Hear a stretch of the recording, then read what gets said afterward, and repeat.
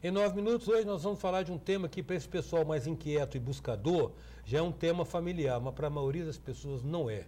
Vamos falar de conscienciologia e projeciologia e para isso vamos conversar com a coordenadora do Instituto Internacional de Projeciologia e Conscienciologia, que é a psicóloga Sueli Regina Barbaresco. Começar estabelecendo os vínculos que tem aí, Sueli, qual a relação entre projeciologia, que a gente conhece com outros nomes, né? E conscienciologia? Então, são duas ciências. A projeciologia é uma ciência, a conscienciologia é outra ciência. Então, a projeciologia, como você já falou, que a gente conhece, né? A maioria das pessoas conhece com outro nome, viagem astral, desdobramento astral. No espiritismo é desdobramento, né? Desdobramento, isso. Então, no IPC, na conscienciologia, né, a gente chama de projeção da consciência.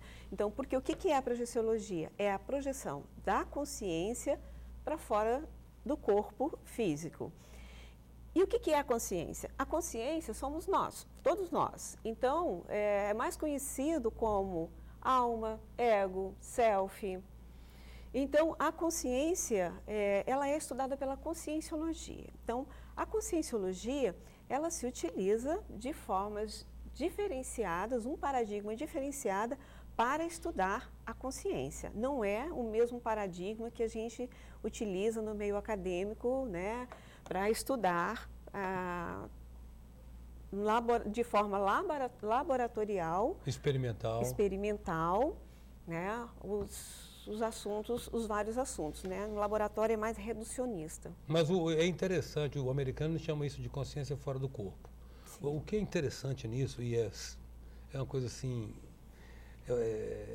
fantástica, é você ter então a referência de que a consciência não é material, não é física. Ela pode até, uma pessoa que tem um AVC, por exemplo, uma pessoa que tem um impedimento mental, talvez ela não consiga se expressar, se comunicar.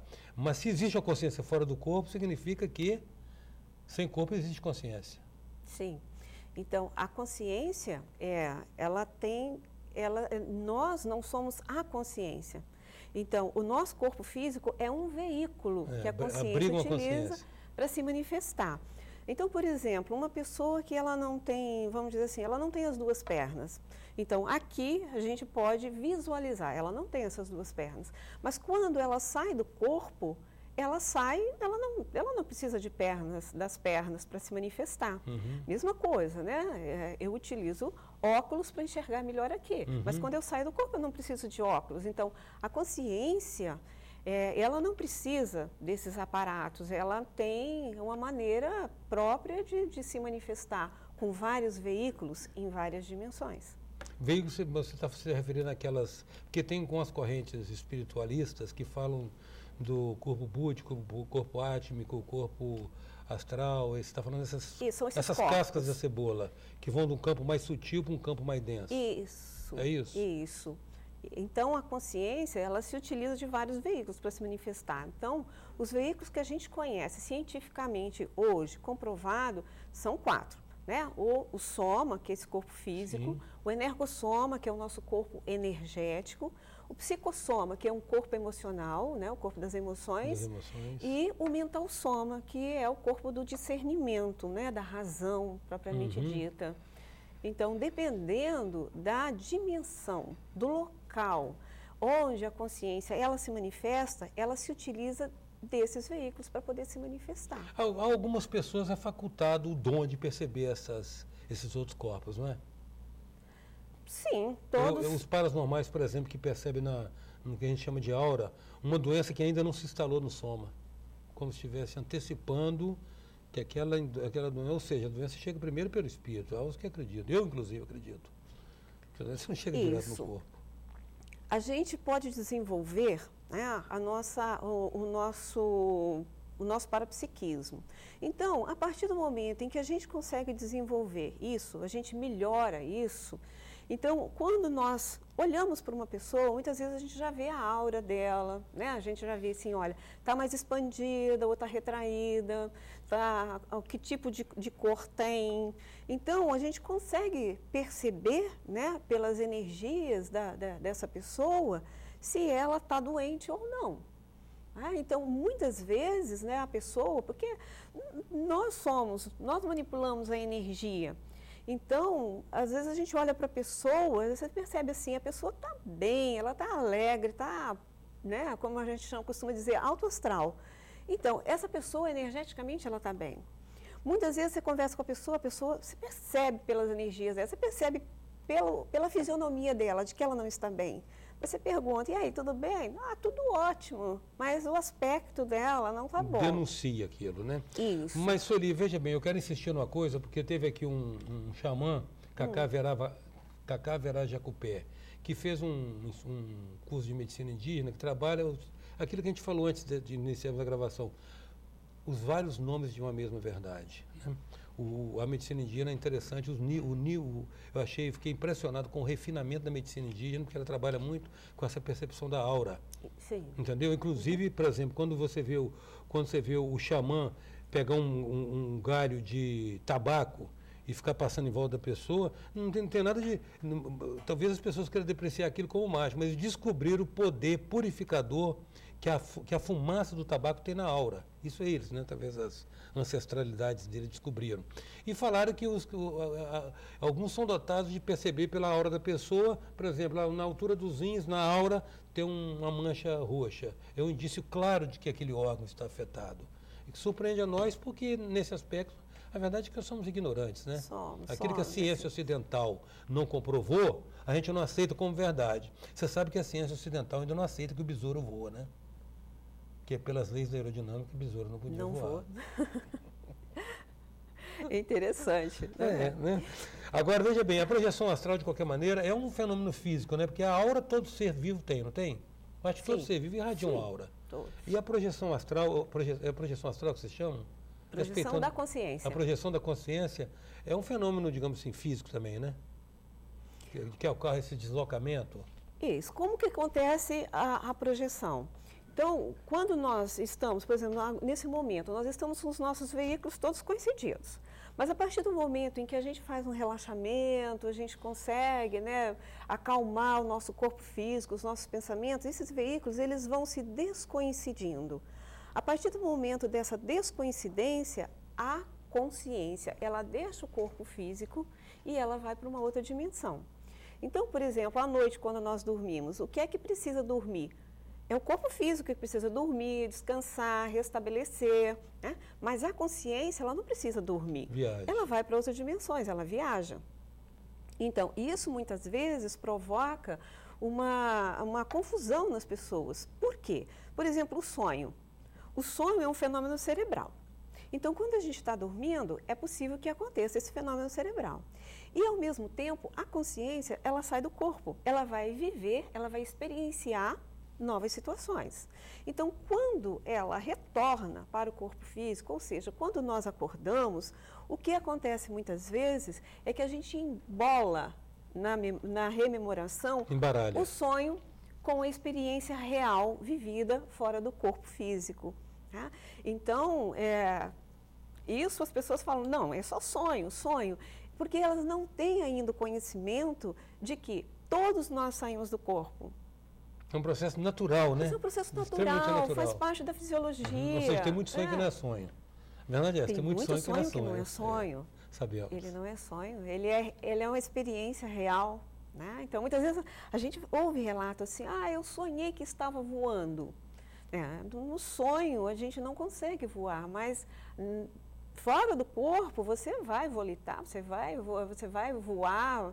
Né? Então, há uma confusão das pessoas que não conhecem ainda a saída do corpo. Em 9 minutos, a gente conversa com a psicóloga Sueli Regina Barbaresco, coordenadora do Instituto Internacional de Projeciologia e Conscienciologia. Voltamos já.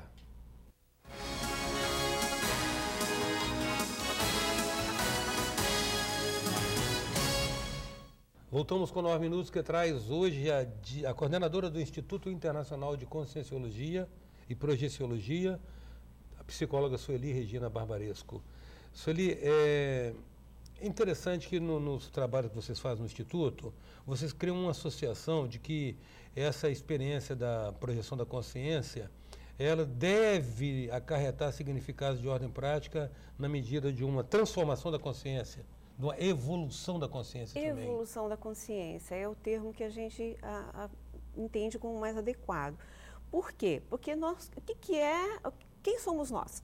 Nós somos uma consciência em evolução.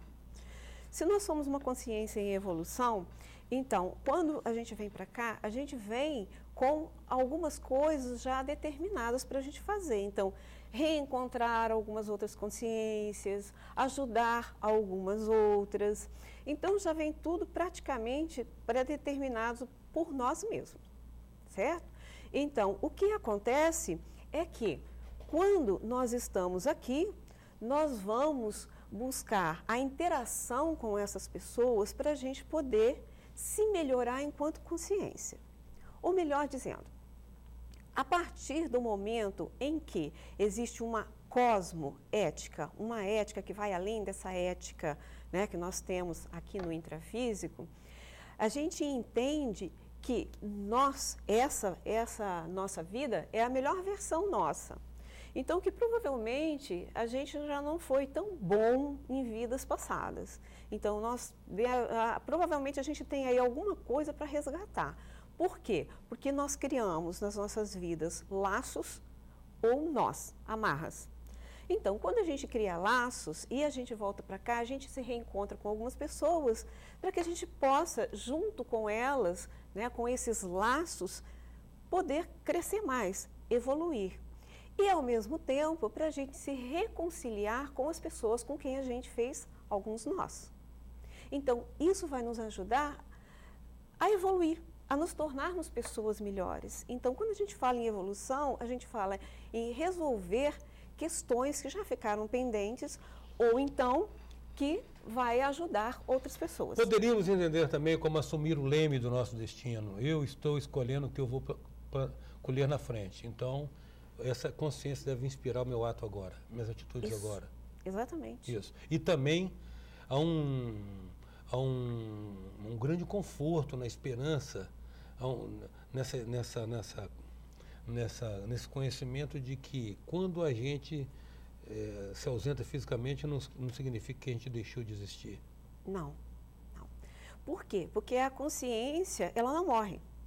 Né? O que acontece são o que nós chamamos, né, de descarte dos corpos ou veículos. Então, quando a gente morre, né, que a gente dessoma, o que a gente faz? A gente descarta esse veículo. Desvencilha-se da matéria. Isso, exatamente. E depois, com o passar do tempo, à medida em que a gente vai evoluindo mais, a gente vai descartando outros veículos. Então, a gente vai descartando o energossoma, que é o veículo, né, energético, depois a gente... É chamado por alguns de corpo etérico também. Também. Tem nomes. Isso. Psicossoma, né, com o tempo a gente também descarta o psicossoma, que é o nosso corpo emocional. Então, muitas vezes, a maioria das vezes, a gente não consegue descartar ainda o psicossoma, que é o corpo das emoções. Por quê? Porque o nosso nível evolutivo ainda não permite isso. Porque quando a gente estiver bem evoluído já, a gente não precisa voltar mais para essa dimensão. Então, nós estamos, assim, isentos de ficar, né, nasce e morre, que é o que a gente chama de soma e ressoma. Ou seja, nós somos uma consciência livre. Então, nós passamos a nos manifestarmos só pelo mental soma. Você ouviu falar de Sansara? Sim. Bom, então vou deixar isso um grilinho na cabeça do telespectador, que eu também não vou explicar. Agora, por que as pessoas que têm essa experiência de quase morte, eu conheço pessoas que efetivamente tiveram experiência de quase morte, dão uma guinada na vida delas, dão meio que uma pirueta, muda tudo. Muda valores, muda perspectiva de vida, muda tudo. Por quê? Então, porque a experiência de quase morte, né, a EQM, ela é o quê? É uma projeção da consciência. A consciência, ela sai do corpo e, num momento crítico, numa situação difícil, e ela, então, vai passar pelo que a gente já viu aí em novelas, na literatura tem muitos desses relatos. Nós temos até um livro, né, da Lucy Luft, que ela fala sobre essa experiência. Ela teve 2 experiências de quase morte. Então, as pessoas relatam o seguinte, que elas viam o corpo delas num local, as pessoas tentando resgatar aquele corpo, ou então o médico ali fazendo um processo, né, de ressuscitamento ali do corpo dela, e que nesse momento ela passava por um túnel. E que esse túnel, enquanto ela passa por esse túnel, ela via toda a história da vida dela, não só dessa vida, mas também de outras vidas. E quando ela chega ao final desse túnel, ela se depara com uma... as pessoas relatam de maneira diferente. Uma luz, um ser de luz, Deus, Jesus. Então, nós chamamos de orientador evolutivo, que é aquela consciência mais evoluída do que nós e que nos ajudou a fazer a programação para a nossa vida de agora. Então, durante esse período todo, esse que ela passa pelo túnel, ela vai vendo tudo isso, toda a história da vida dela, não só dessa, como de outras. E então, ela toma a decisão se ela volta e dá continuidade ou se ela ultrapassa aquela linha. Normalmente são experiências extremamente prazerosas e o que faz a pessoa voltar são os laços afetivos com a família. Isso. Não é? Isso. Geralmente. Esse é o relato que eu tenho. Isso. Vem cá, então isso tudo que você está falando ajuda a explicar para nós, então, a precocidade de algumas crianças. Na verdade, são recordados. Exatamente.